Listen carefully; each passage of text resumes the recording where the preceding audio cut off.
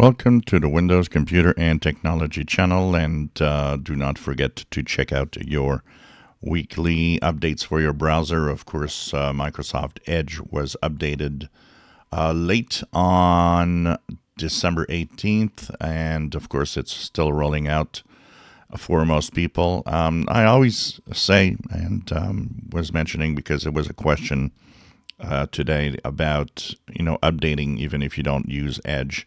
I always say update because you never know when Edge could be turned on, can be used for something.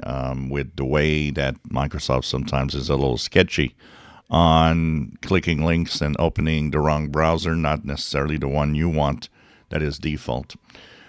So I do recommend that you update, even though you don't use Edge, and of course all the Chromium browsers that are on your PC.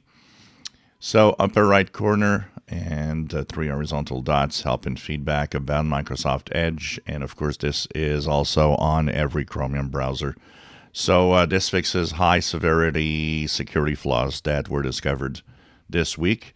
And this will, of course, keep you safe, as most of the malware actually exploit security flaws because it's the easiest way to get into PCs and to do things. That's why security flaws are the first thing that you should do, is to fix security flaws when they appear in different software. And that's why you want to keep Windows and the browsers and all the software you use up to date.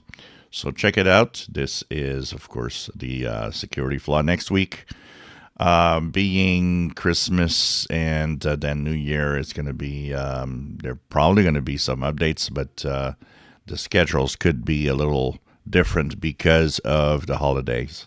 So we'll see what happens with that. But we'll keep an eye, of course, on all of this. If you enjoy my videos, please subscribe, give us thumbs up. Thank you for watching.